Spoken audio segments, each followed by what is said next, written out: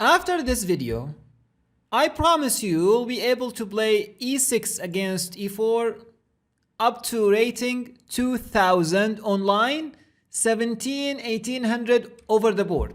Enough information. It will be very short video, I'm sure. I don't know yet, but it will be very short video and you will like it, I do believe, because it's very understanding based. So after e6, d4, d5, we will talk about four things. Okay, four things here, yeah? Because after d4, we will talk about three things. After d5, we have knight d2, knight c3 as a one thing. We do have e5 as the advanced variation, and we do have e takes d5 as the exchange variation. Probably 90% of your French games will be like that. And I will talk about also the King's Indian attack, which is somehow seems dangerous. So we will talk about it as well. So let's get started. After e4, e6, d4, d5, knight d2 or knight c3, you might, if you would like to go for main lines, you might study knight f6, you might study bishop b4, it's up to you, but I will tell you that it requires too much study. And you don't need too much study to reach 2000 rating online. So what is my recommendation? Because if, for example, if you study bishop b4 here, then against knight d2 you need to study something else. So against both of these knight's moves, I will recommend d takes e4 easily. So we shorten what we have to know. After d takes e4, knight takes e4 is the only good move for white. And now we will get rid of our bad bishop. This is actually the main problem with the French, the bishop on c8. So we go bishop d7. What's the point of bishop d7? We go bishop c6 and we get rid of my bishop or the bishop, and we are doing great, completely great. For example, knight f3, we go bishop c6 attacking. Now whatever done with this knight, moved, I will take the other one. If protected, I will take it, yeah? I mean, just understand this, because this bishop is not that great, yeah? So after bishop d3, we take right away. It's not the best move, actually. The best move is knight d7, yeah? I want to tell you that, but it's not the way to go practical studying this line, yeah? We go bishop takes e4, d takes e4, and c6. This is actually, or there is actually a strategical foundation of that. Whenever, in chess, whenever you give up one of your bishops, it's recommended, it's healthy for you to put your central pawns or the pawns that near to the center on the same color as the given bishop. So I gave up my light squared bishop, but my light squares are not weak because I am supporting this, supporting this, supporting this, defending this, defending this, defending this as well.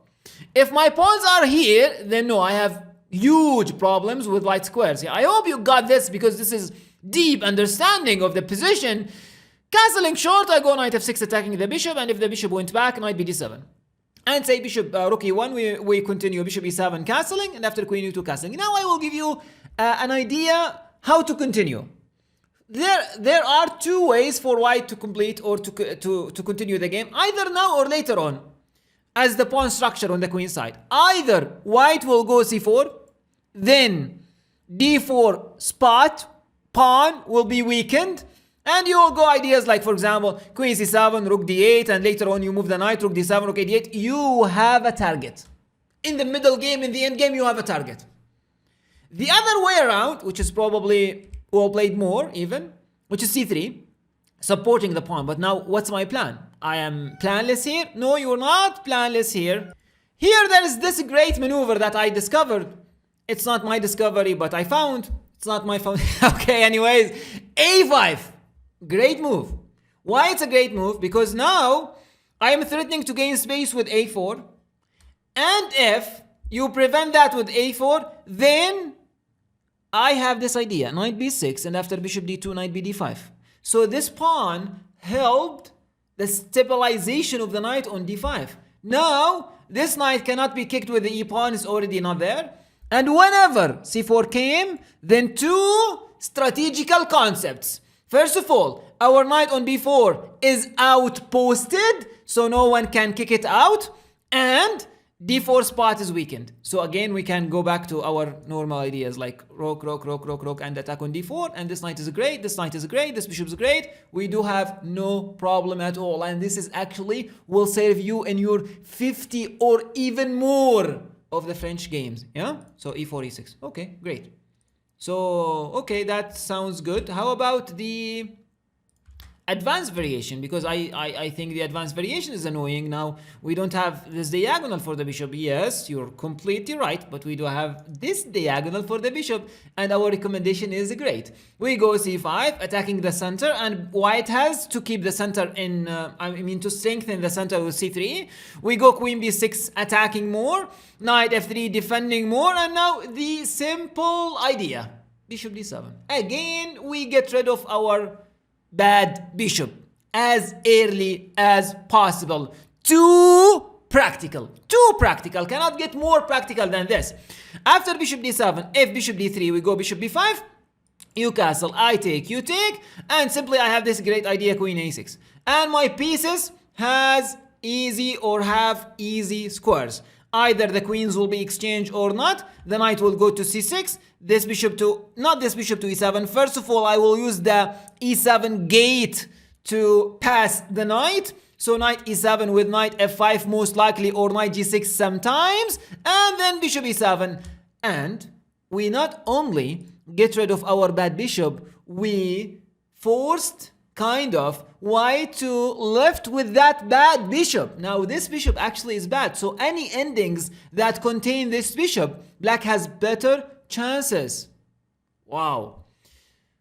But I hear you asking this question. What if after queen b6, bishop d7, white plays a4? I got you. After a4, we go knight c6. First of all, we stop a5, but there's a problem actually with a4. The problem with a4 is that b4 square is weakened. And now after, for example, bishop e2, we take, you take, and in French normally, we do have problem with this bishop, where to go. Because we can go like d6, c5, but now we do have this square for the bishop, bishop e4. Great idea. Normally we don't. But in this position, thanks to a4, we do. And after bishop b4 check, knight c3, we go simply knight e7. Wait a second, okay, knight e7, but I'm still stuck with that bishop. Give me 2-3 moves. I will show you an idea which is great. Castling knight f5, attack this guy 3 times. Needs to be protected. Take that bishop. After you take back, I move my bishop away, bishop e7. And now, after bishop d3, black has a great idea, which is actually the key idea that I want you to know in this position. And actually, it's typical in French defense. It's f6. Strike the center. F takes e5 is a threat, as d takes e5 cannot be played, thanks to queen takes e3. So now white is more or less forced to take, and whenever he takes or she takes with the pawn, I will take back with the pawn, revealing my idea, which is long castling. And I am coming. And now, quick psychological idea. Whenever white plays the advanced French, he's looking for long pressuring game. It's not looking for attacking game or aggressive game. But all of a sudden, when he played the advanced French, looking for a normal, slow game, and all of a sudden he's here, then he will be psychologically annoyed on the board or over the board and not liking his position because he did not choose it. He was, the position was imposed on him or on her. Great, so you use the g file and you attack. And the king here actually is super safe. Sometimes you need to go king b8, but your king is fine, and the queen can come back to the attack easily as well. Great, but wait a second. I like what I have seen, but what I don't like about French, as I know the French defense, this is your question, is the exchange of French. The exchange of French is too drawish, and I don't want to draw with black. First of all, this is not normally happening. I mean, white normally did not take e takes d5 because when you think about it in terms of white's point of view, white normally wants to win the game. So he did not normally want to make a draw with white, yeah? This is actually the way to think about it first. Second, I'm not leaving you here with a draw position. No. After knight f3, you can play for the draw and do the symmetry like knight f6, or for example another idea which is safer, you can go bishop d6 and after bishop d3 you can go knight e7.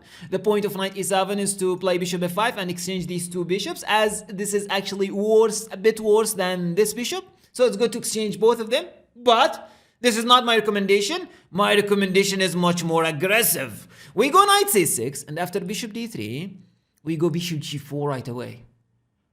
Did you notice something? I improved what pieces? Queen side pieces. I am going to castle long. Yes, you got me right.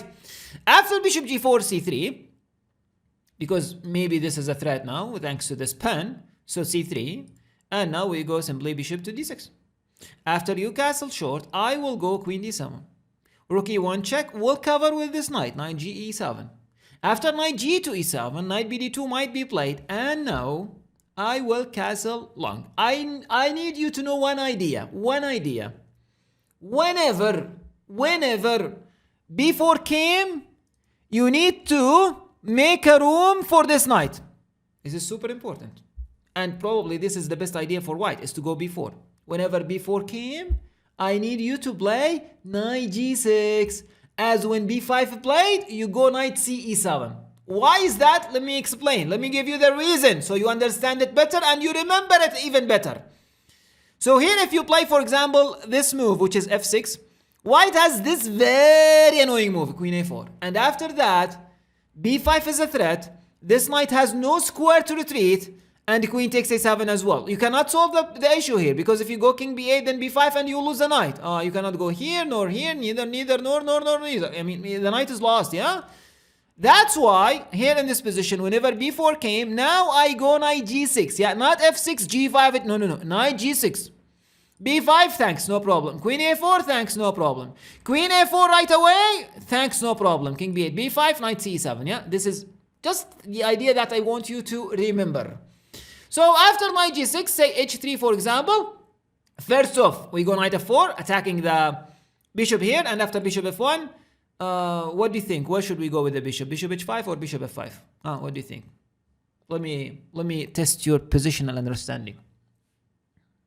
Actually, both are correct, but both are not my answer.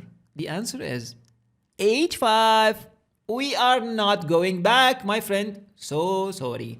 The point is, if you take, I take back, and actually the h file is super strong with this bishop is here, with the doubling idea, rook h5, the other rook is coming, and maybe queen f5, queen h5, great position. And again, psychology. White is playing the exchange French, looking for a normal, slow, positional, strategical game, and all of a sudden, he is here. No, this is not what I wanted out of the opening. So, psychologically, you're winning in terms of psychology in the opening, which is super important. Lastly, okay, I was playing French, but I quit French because of the King's Indian attack is too sharp opening, and I lost too many games. Because all of the time I played what is the recommendation of the engine, which is c5. And it's actually a dubious move if you are below 2,000 rating online. Why? Because it's too theoretical. And you have to be super accurate. Like the game goes like g3, knight c6, bishop g2, bishop e7, you castle, I do the same. b5, e5, knight e7, back, knight f1, a5, you attack here, and then h4, and the bishop is coming, the knight is coming, then it's coming to g4, maybe h5, sometimes knight g5, queen h5, too strong, too annoying. Why is that? Yeah, literally, why is that? I have a very simple solution after knight gf3. As I was a King's Indian attack player, I was really annoyed by this idea, which is what? Knight c6. And you go g3 thinking that it's the same. It's going to be bishop g2, castling e5, rook e1, knight f1, knight h4, and knight h2, h4, etc. No. Whenever you go g3, I will take, you will take back, and I will go e5. And now black is completely fine. He has no problem. White has no potential attack later on. The bishop will be easily improved. You can easily castle. This bishop can go from e6, from g4, from a6, from b7, whatever. You have no problem. And what's great about my suggestions here and this video is that this is super important. The margin of error is huge. What do I mean by that? I mean, even if you make a mistake you're not losing the game, because it's not about accurate play. It's all about, you have too many options and you have space for making a mistake and come back. Some openings that we might indirectly choose without an experience, and we think this is the best according to computer or according to Kurwana or according to someone else, but actually it's best according to them because they will never make the mistake that I am going to do. I know myself, I'm going to make mistake out of the opening, and if the position is super accurate or super aggressive, then maybe one single mistake and I am out of the game. Along the whole lines that I gave you here in this video, even if you made a mistake, you are in the game. For example here, if you touch the H pawn, like H6, you have to play H6. Are you losing the game? No, you can play. Even here, you touch the other pawn, A6. Very illogical moves or very illogical moves, you are still in the game. You can keep fighting and maybe even you can win that game. Why? Because you still have pieces to play and you don't have big problems to solve. I hope you found this useful. Write me in the comments what opening that you want me to cover next, and don't forget to look out the channel. We have talked about the Reti, knight f3 c4 with white, and we have talked about actually as well the d4 d5 c4 or d4 knight f6 c4, the queen's gambit as well with white. So you can check it also out to improve your opening and chess understanding, as I am trying to do whenever I gave some openings sessions or videos. Thanks for watching. See you in another one.